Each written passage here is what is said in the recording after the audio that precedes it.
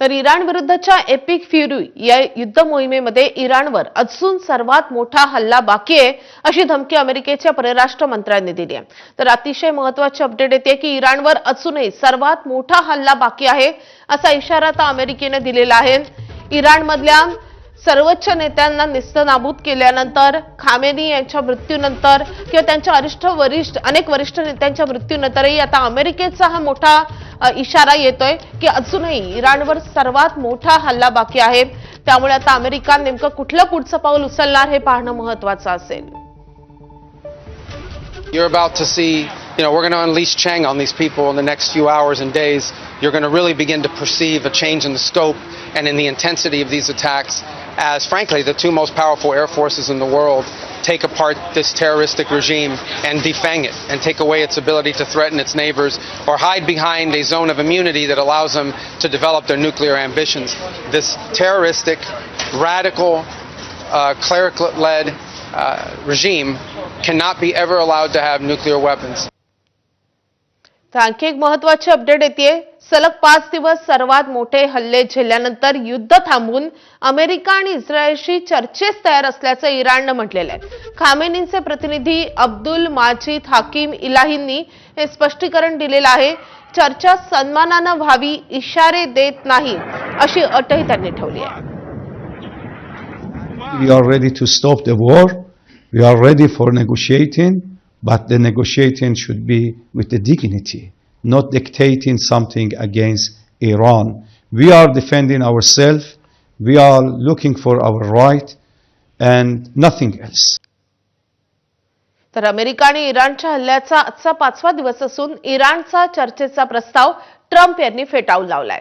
इराणला चर्चा करायची आहे, मात्र आता उशीर झाल्याचं अमेरिकन राष्ट्राध्यक्षांचं म्हणणं आहे। इराणचं लष्कर, वायुदल आणि नेतृत्व संपल्याचं ट्रम्प यांनी म्हटलंय आणि त्यामुळे इराण आणि अमेरिकेचं युद्ध नेमकं अजून किती दिवस चालणार आणि हे नेमकं संपणार कधी हाच खरा प्रश्न आहे।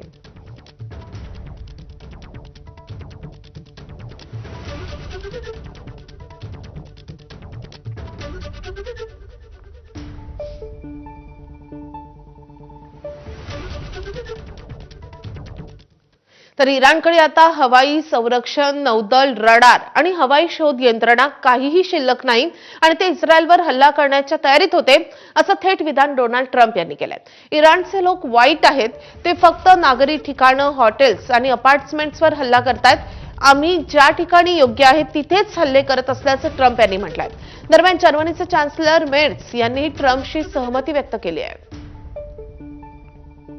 They have no navy, it's been knocked out. They have no air force, it's been knocked out. They have no air detection, that's been knocked out. Their radar has been knocked out. And just about everything's been knocked out. They're going to be in for a lot of hurt. These are bad people. These are people they killed. I guess it's 35,000. It's coming out 35,000 over the last 3 weeks. Protesters, 35,000 violently killed. So these are bad people. And the leader of the pack is gone. And as you know, 49 people were taken out in the first hit. And I guess there was another hit today on the new leadership. And it looks like that was pretty substantial also. तर इस्रायलनं इराणला आणखी एक मोठा धक्का दिलाय। इराणचे सर्वेसर्वा खामेनींच्या मृत्यूनंतर रिक्त झालेल्या पदावर सर्वोच्च नेता कोण असावा यासाठी असेंब्ली ऑफ एक्सपर्ट्स अर्थात एक वरिष्ठांची बैठक सुरू होती। या बैठकीवरच इस्रायलनं जोरदार क्षेपणास्त्र हल्ला केलाय। कोम शहरात सुरू असलेल्या या बैठकीमध्ये इराणचे बहुतांश वरिष्ठ नेते उपस्थित होते। त्याची खबर लागताच इस्रायलनं या सभेलाच लक्ष्य केलंय। वरिष्ठांच्या सभेमध्ये 88 सदस्य असतात। युद्ध सुरू झाल्यावर त्यातले किती जण शिल्लक होते याची माहिती नाहीये, मात्र सभेसाठी अनेक जण आले असल्याची माहिती आहे। अमेरिका आणि इस्रायलच्या हल्ल्यात इराणचे बहुतांश वरिष्ठ नेते मारले गेलेत। अगदी दुसऱ्या आणि तिसऱ्या फळीतले नेतेही मारले गेलेत। त्यातच नेत्यांची निवड करण्यासाठी वरिष्ठांच्या सभेवरही इस्रायलनं बॉम्बफेक केल्यानं इराणचं नेतृत्व संपल्याची स्थिती आहे। मंगळवारी इराणचे नवे संरक्षण मंत्री अल रेझाई हल्ल्यामध्ये मारले गेल्याची माहिती आहे। सध्या इराणमध्ये शिल्लक नेत्यांपैकी केवळ राष्ट्रपती मसूद पेजेशकियान आणि त्यासोबतच सुप्रीम कोर्टाचे मुख्य न्यायमूर्ती गुलाम हुसेन मोहसेनी एजई आणि गार्डियन काउन्सिलचे सदस्य अली रझा आराफी हे प्रामुख्याने शिल्लक राहिले।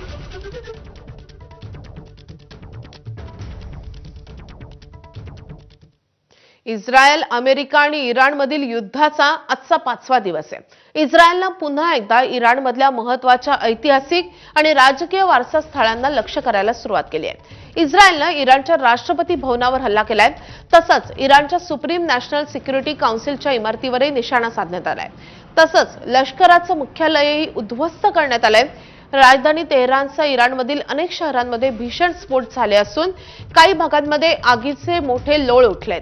अनेक ठिकाणी धुराचे ढग पसरलेत. दरम्यान इराणमधील मृतांचा आकडा 787 वर गेल्याची माहिती समोर येते.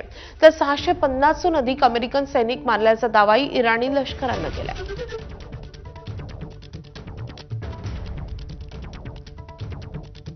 तर इराणचे सर्वोच्च नेते अयातुल्ला खामेनेई यांच्या मृत्यूनंतर देशाच्या सर्वोच्च नेत्याच्या निवडीसाठी बोलावण्यात आलेल्या असेंब्ली ऑफ एक्सपर्ट्स सभेवर अमेरिका आणि इस्रायलनं हवाई हल्ला केलाय. या हल्ल्यात बहुतेक सभा सदस्यांचा मृत्यू झालाय आणि यापैकी बरेच जण जखमी झाल्याची माहिती समजते. अमेरिका इस्रायलच्या हल्ल्यामुळे इराणची टॉप लीडरशिप ही जवळपास संपुष्टात आली आहे. हा हल्ला खामेनेईंच्या मृत्यूनंतर रिक्त झालेल्या सर्वोच्च नेत्याच्या पदासाठी निवडीच्या निर्णायक प्रक्रियेला मोठा फटका आहे. हल्ल्यामुळे इराणमध्ये राजकीय अस्थिरता आणि नेतृत्व रिक्ततेची भीतीही वाढली आहे.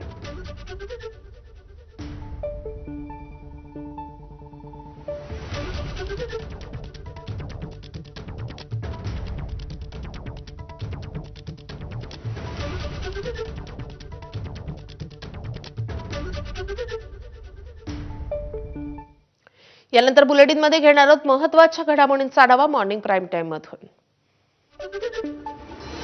अमेरिका आणि इस्रायल यांच्याविरुद्ध सुरू असलेल्या इराण संघर्षाच्या पार्श्वभूमीवर पंतप्रधान मोदींनी गेल्या 48 तासात आंतरराष्ट्रीय पातळीवर सक्रियता दाखवली आहे. या काळात त्यांनी एकाच वेळी 8 महत्त्वाच्या देशांच्या नेत्यांशी संवाद साधलाय.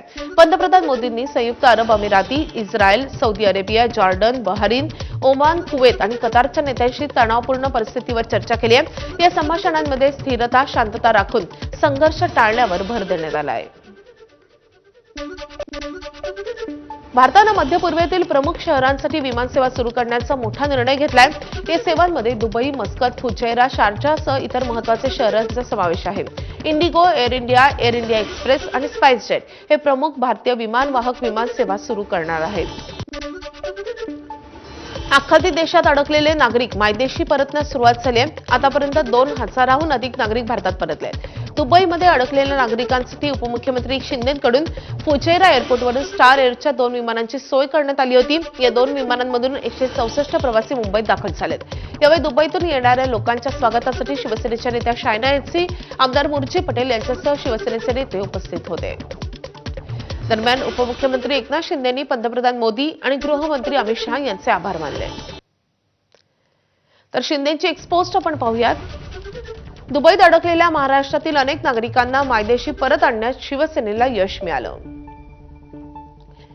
फुजैरा एअरपोर्टवरून निघालेले प्रवासी मुंबईत सुखरूप परतलेत.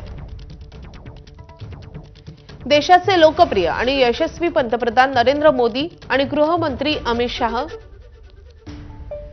यांच्या सहकार्यामुळेच ही घरवापसी शक्य झाली आहे. संकटात अडकलेल्या महाराष्ट्रातील नागरिकांना आणि प्रचंड मानसिक तणावाखाली असलेल्या त्यांच्या नातेवाईकांना दिलासा देण्यात यश मिळालं, याचा आनंद असल्याचं एकनाथ शिंदेंनी या पोस्टद्वारे म्हटलंय.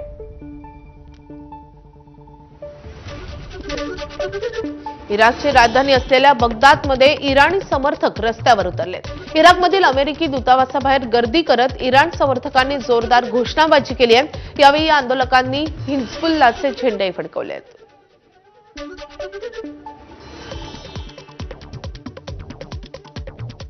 आता बातमी आहे अर्थसंकल्पीय अधिवेशनातून.